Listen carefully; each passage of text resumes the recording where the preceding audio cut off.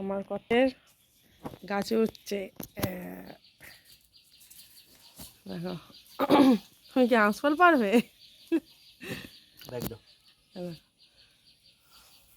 উপরে উঠে গেল টং টং করে, দেখেছো? এখন আম পাড়া হবে, আর আম দিয়ে কী হবে তোমাদের পরে বলবো। বন্ধুরা ভিডিওটা পুরোটা দেখবে। আর টঙে এখন যাবে ডিউটি।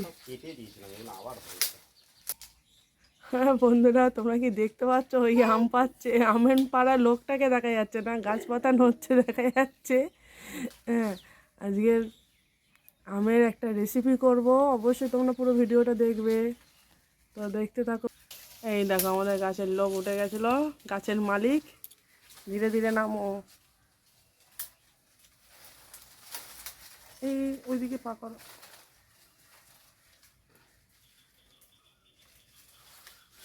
এই ব্যাগটা ফেলে দাও না, ফেলে দাও। লেগেছে? এই দেখো গাছের লোক নামছে রিক্সে, কত রিক্সে। ওই পার দিয়ে ঘুরে না, ওইদিকে তো আয়না আছে। এই দেখো এই দেখো এই দেখো অবস্থা দেখো। ওরে খাটিয়ে দিলাম না। কটা আম পারলে? অনেকগুলো।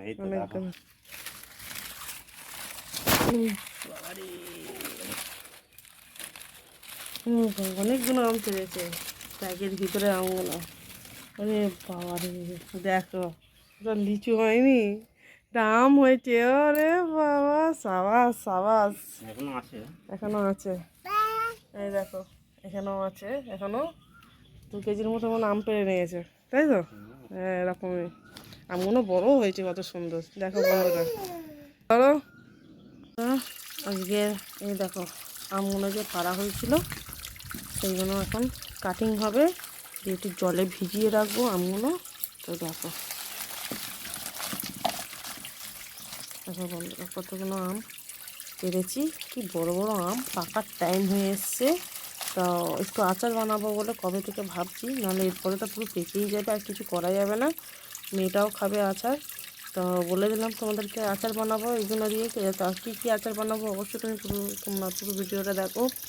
এখানে একটুখানি মুখগুলোকে কাটিং করে এখন জলে ভিজিয়ে রাখি। চলো তো দেখো বন্ধুরা, সব মুখগুলো কাটা হয়ে গেছে, দেখেছো কত সুন্দর লাগছে। মুখগুলো কেটে দিয়েছি, আর এই আমগুলো একটু আটালো ভাবটা একটু বেরিয়ে যায়, তারপরে আমি আমগুলোকে আবার একটু কাটিং করে একটু রোদ্দুরে রাখবো মশলাপাতি দিয়ে। তো চলো বন্ধুরা, কেমন লাগছে আমগুলো অবশ্যই জানাবে। হ্যাঁ বন্ধুরা, আমি তো গাছ থেকে যে আম পেরেছিলাম দেখেছো। তো এই আমটা দিয়ে কি হবে, আজকে আমাদের মিষ্টি আচার তৈরি হবে। তো দেখো আমগুলো আমি কুচি করে নিয়েছি, যে আমটাকে পুরো ছেঁচে নিয়েছি। অনেকে হয়তো কুচু কুচু করে, আমি একদম ছেঁচে নিয়েছি আমটাকে, ঠিক আছে? আমটাকে পুরো ছেঁচে নিয়েছি একদম, এটা জেলি জেলি মতন হবে আমটা। তো এর মধ্যে এই যে একটু জিরে ধনে একটু মৌরি শুকনো লঙ্কা একটা, আর এইদিকে হচ্ছে চিনি, একটু গুড় রেখেছি, গুড়টা একটু স্বাদের জন্য দিয়েছি, তো অনেকে চিনি দেয়। তো অবশ্যই তোমরা দেখো আমার ভিডিওটা কেমন লাগবে অবশ্য বলবে, ঠিক আছে? চলো আমি এখন তো উনুনটা জ্বালাইনি, উনুনটা জ্বালিয়ে নিই, দিয়ে এই কটা ভেজে তুলে নিই, তারপরে আবার এইটা করছে। তো দেখো বন্ধুরা, আমি কিন্তু এদিকে এইগুলো ভেজে নিচ্ছি একটু, ওইটা মশলাটাকে টেস্ট করার জন্যে। এটা টেস্ট করার জন্য একটু দেবো।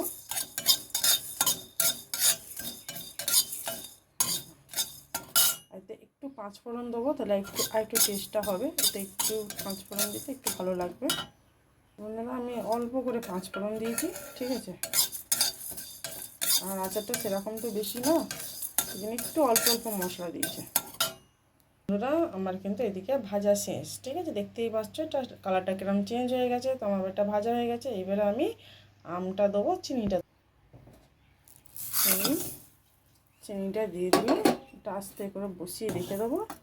আর একটু মিষ্টি মিষ্টি বেশি হবে, কেননা আমার মেয়ে খাবে এটা, তো ঝালটা কমই খায়,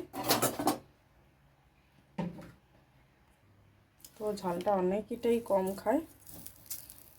তো আমি একটা ডায়েরিকে দিয়ে দিচ্ছি, এই রসটাও বেরোবে। তাও আমি ওর রসটাকে অনেক নিংড়িয়েছি, কিন্তু এই আমটা এতটা টক খাওয়া যাবে না, আমটা এতটাই টক।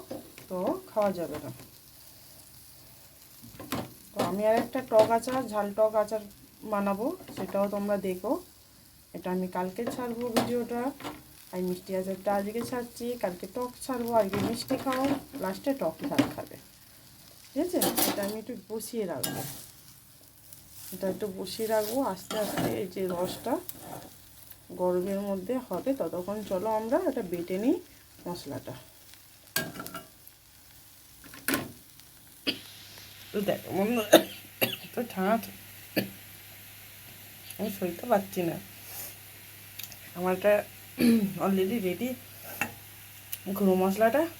এটা যখন হবে দেখো লাল লাল কত ভালো লাগবে। অনেকে সাদা সাদা খায়, আমি গুড়টা দিয়েছি একটু লাল লালের জন্যে, একটা গুড়ের টেস্ট দেখবে। আমি কিন্তু গুড়টা পায়েসেও দিতে পছন্দ করি, ঠিক আছে? গুড়টা একটু দিলে টেস্ট লাগে।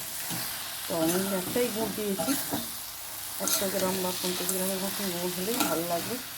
যারা যেটা পছন্দ করে, আমার কিন্তু এটাই পছন্দ, ঠিক আছে? দেখো আস্তে আস্তে রসটা বেরাক, যখন রসটা পুরো একদম হবে, আমটা হয়ে আসবে, ঠিক আছে? আর আমটা এখন থেকে দেখো কত সুন্দর লাগছে, আমি একটু খাই, ঠিক আছে? কিন্তু না, এটা পুরোপুরি রেডি হবো। আর এটা হচ্ছে আমার মেয়ের জন্যে। আর আমি একটা টক ঝাল মিষ্টি আচার বানাবো, সেটা হবে আমাদের মানে সবার জন্য। তো বন্ধুরা, আমার কিন্তু অলরেডি আচারটা হয়ে গেছে।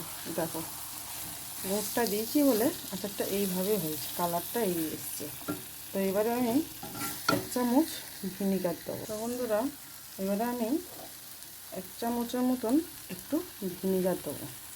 ভিনিগারটা দেওয়া হচ্ছে আমটা একটু বেশি দিন থাকবে, নষ্ট হবে না আমটা, দিয়ে ভালো করে নেড়ে দেবো, ঠিক আছে? আমি কিন্তু আমের জুসটা ফেলে দিয়েছিলাম আগে। তো তোমাদের মনে যদি হয় যে জুসটা না ফেলে আমটা করবে, সেটাও তোমরা করতে পারো।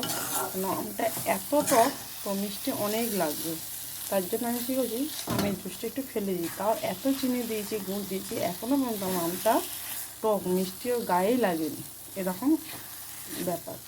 তো বন্ধুরা, তোমাদের মতনই করো, আমি তো দেখিয়ে দিলাম এইভাবে। তো শুধু চিনি দিলে একটু সাদা সাদা হয়, তো এটা আমি দিয়েছি একটু কালারের জন্য। তো চিনি দিয়েও তোমরা করতে পারো, বা তোমরা একটু গুড় দিয়েও করতে পারো। তো আমি এটা দিয়েছি, এবারে আমি মশলা দিয়ে দেবো। আর একটু নুন দেবে, খেতে ভালো লাগবে টক মিষ্টির মধ্যে।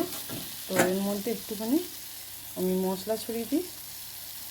এটা আমি একটা কাঁচের জায়গায় রেখে দেবো, বেশি মশলা দিলাম না এটা, ঠিক আছে? তো বাচ্চা মেয়ে খাবে, তো ওর জন্যই একটাই শুকনো লঙ্কা দিয়েছি। একটু লঙ্কার একটু মশলাটা দিলে একটু ভালো লাগে। আমার কিন্তু আচারটা খুব সুন্দর হয়েছে, এটা রুটির সঙ্গে হয়তো বাচ্চারা আনন্দ করে খাবে। একটু ভাতের সঙ্গে দিলে, লাস্ট পাতে ওরা যখন ভাত খেতে চায় না, ওদের পাতে একটু দিয়ে দিলে ওরা কিন্তু আনন্দ করে খাবে। তো বন্ধুরা দেখো লাস্ট পর্যন্ত, তো আমার কিন্তু হয়ে গেছে। এবারে আমি ওভেনটা অফ করে দিলাম, আবার এটাকে ঠান্ডা হতে দেবো। এটাকে একটা পাত্রে ঢালবো, ঠান্ডা হোক। তো বন্ধুরা দেখো, আমার কিন্তু অলরেডি আমের আচার তৈরি হয়ে গেছে। তো মিষ্টি বন্ধুরা, তোমরা বলবে যে তোমাদের কতটা ভালো লাগলো, আর তোমরা এইভাবে করে খেয়ে দেখো, অবশ্যই তোমাদেরও ভালো লাগবে মিষ্টি বন্ধুরা। তো আজকের মতন আমার আমের আচার শেষ করা। আবার কালকে তোমাদের জন্য আর একটা টক ঝাল মিষ্টি আচার আমি নিয়ে আসছি, তোমরা রেডি থেকো দেখার জন্যে। অবশ্য নতুন বন্ধুরা যারা জানো না বানাতে, এইভাবে বানিয়ে ফেলবে। তো থ্যাংক ইউ। কেমন লাগলো অবশ্য বলো। তো টাটা মিষ্টি বন্ধুরা।